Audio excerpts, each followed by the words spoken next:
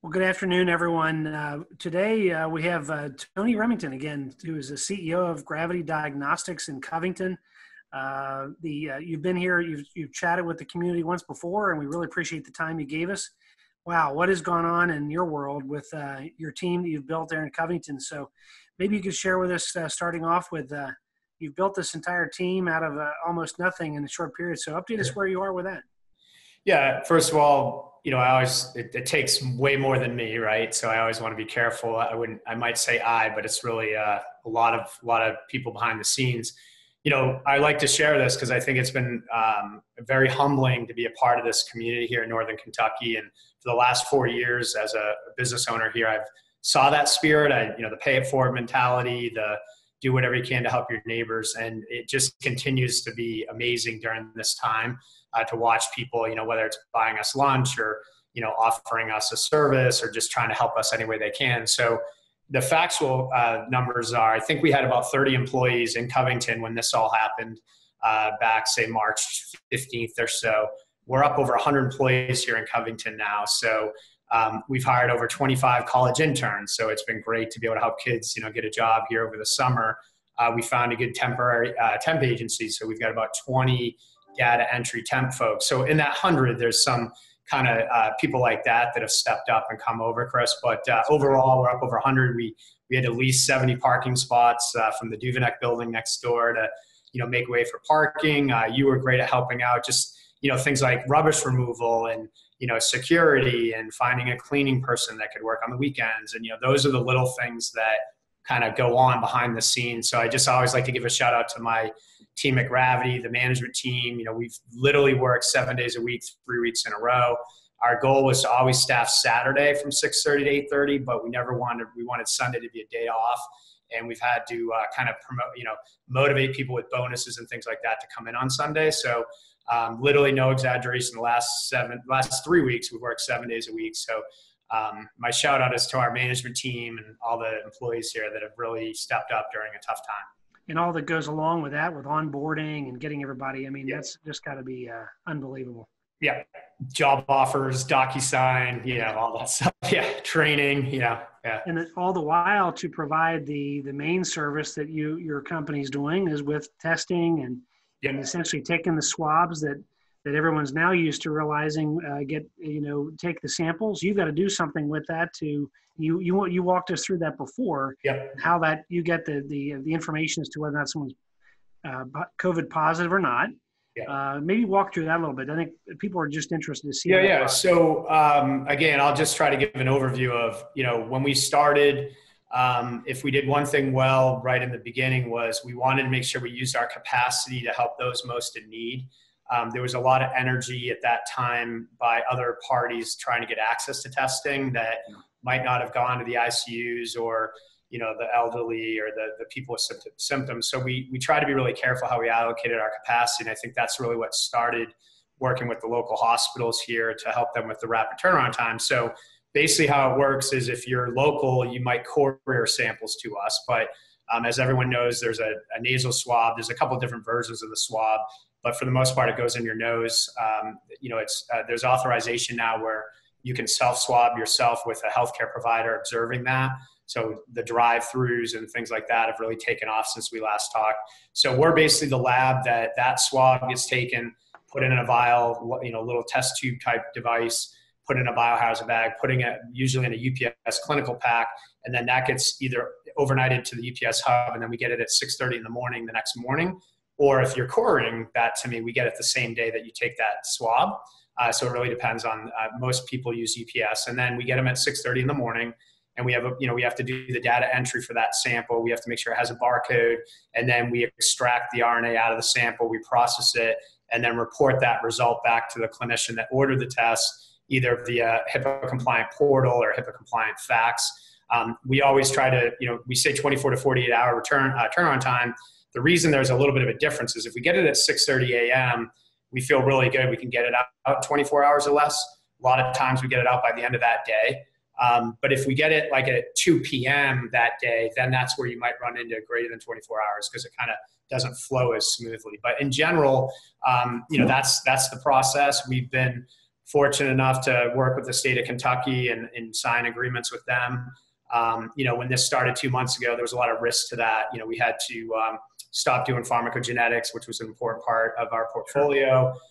We don't test the full pathogens that we could be testing. There's other, coronavirus type tests that we used to do that we stopped doing to maximize our capacity. And I share that just because those were decisions we made along the way to increase our capacity.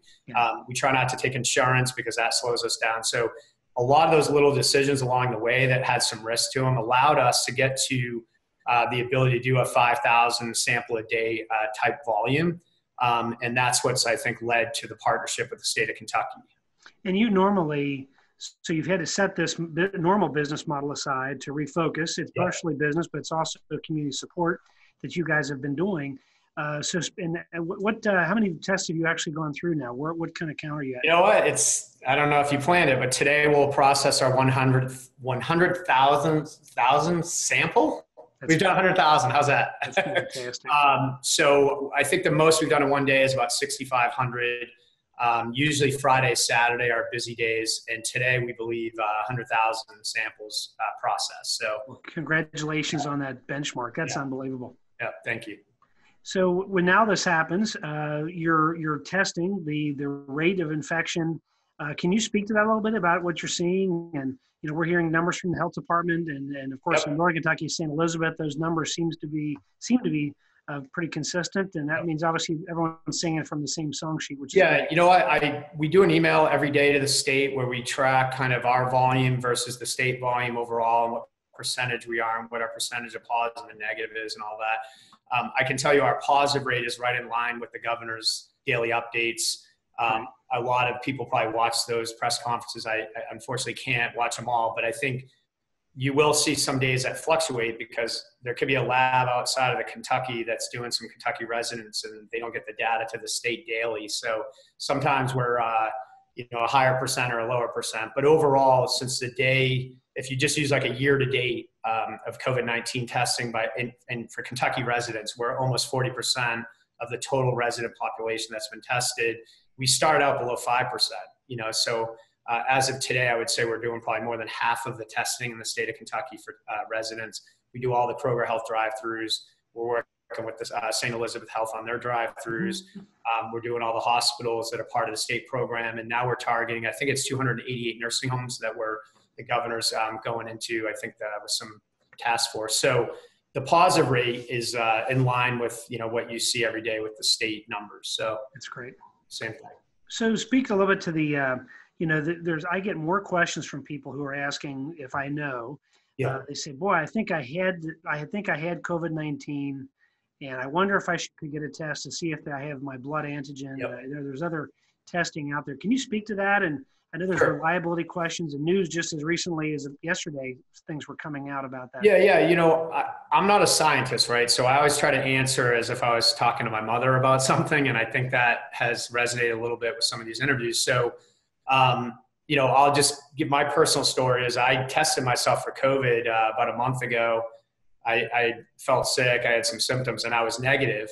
But I still in the back of my mind, and I'm 50, Chris, so I make jokes. Every medical device I've ever been a part of, I thought I had what I was treating, right? So if I was doing eye surgery, I thought I had glaucoma, and if I was doing vascular, I thought I had DVT. And so I think we're all thinking, everyone I know thinks we've had the coronavirus. So I thought I had it myself, and I was negative. So then about a month later, I did an antibody test, and it was negative. And I was kind of disappointed, right? Because I was hoping to be positive, and then I could be like, oh, I got through it and I built up the antibody. So, my summary has been, with massive positive energy and, the federal and the state government do an amazing job, and the private sector stepped up, and Kroger and all it's been amazing to watch the people come together.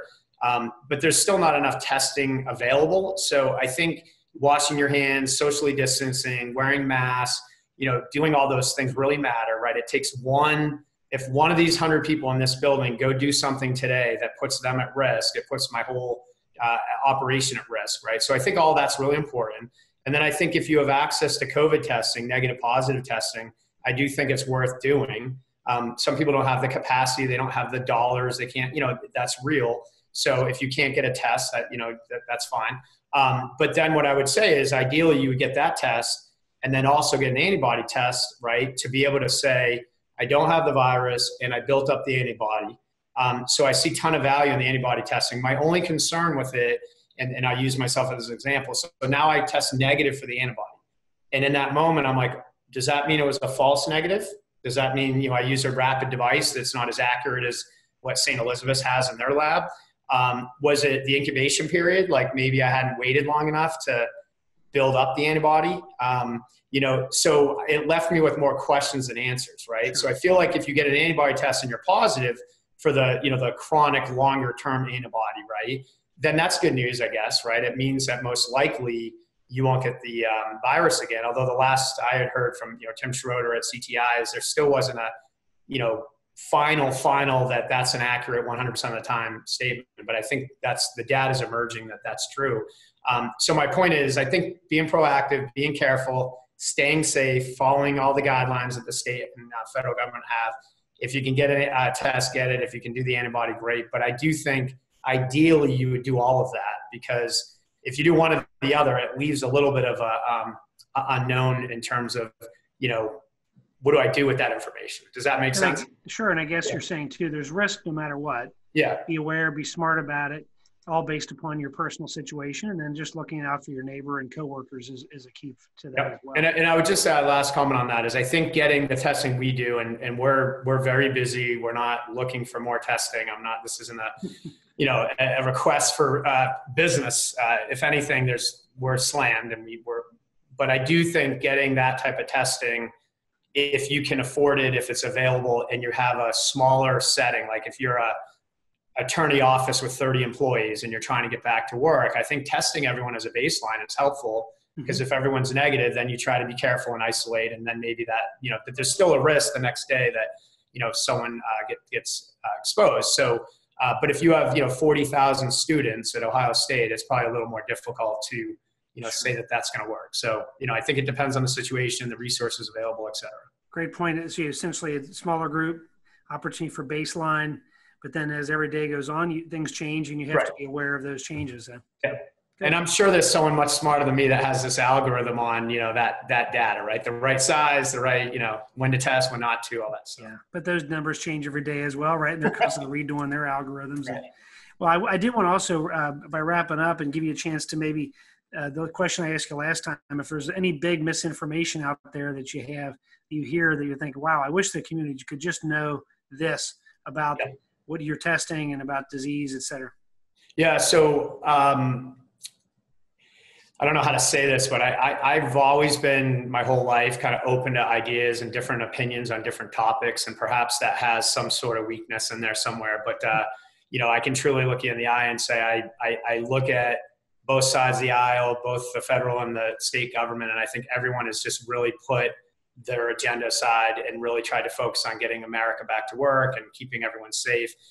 And I felt that way for the last, 2.5 months. I think recently, the only thing I would say is it's getting a little more frictional. And I think everyone's intent remains the same, to do what's best. And there's different opinions on what is best, right? And different risks, rewards of those decisions. So in these moments, I try to be careful because I don't think there's any, I think what the federal government's trying to do and what the state government's trying to do are both aligned. And if you look at our state in Kentucky, we're following kind of the federal guidelines on what was put out there, right? So I think there's a lot of synergy there. The only thing that I see that is real is as a lab owner right now, our supply chain is still, at risk and jeopardy. I can't buy 3 months of inventory, even if I wrote a check today or wired the money. I get everything allocated weekly. So when I hear there's a lot of testing out there, too much testing, or states have testing that they're not using, I would just humbly say that I see on a national level, the supply chain is still at risk. Things are more expensive than they were. Things are, you got to wire money up front. You can't get your, if I'm doing 50,000 samples a week, I'm getting 50,000 samples of product a week, right? So gotcha. I don't think that's anyone's fault, I guess. That's why I started my answer the way I did. I think it's kind of the reality of, even if you were doing 1 million of something a day and you're trying to get to 10 million, and you're a $1 billion company, you still got to build the mold, or and they're probably outsourcing things outside of the U.S. And that's great insight. Yeah. So that's real. And that'll likely change daily and weekly, monthly. I keep seeing this, that everything is evolving just very quickly, but it is evolving. Yeah. So that's been the only thing I'd say I see a little bit in the media. I'm not doing a lot of reading on it, is this supply chain and kind of capacity. And I think the demand is higher than the supply. So I think everyone needs to keep that in mind. Great. Well, and I wanted just to also say thank you on behalf of the community for the work you guys are doing, as well as reaching out to, there was a point where you reached out to try and add capacity for first responders, police and fire and EMS, to give them an opportunity to get tested for their own sense of security and safety. And I want to say thank you for that and all the things you're doing. And thank you. We see some continued great success, and congratulations on 100,000 tests. That's fantastic. Thank you so much. And really, you've been there for us. I mean, I think it was nice we got that set up here for the county, and just helping me that Sunday. I won't get into the details. I appreciate it. You're no problem at all. Have a good day. We're here for you. All right. Thank you, sir. Best of luck. Thank you.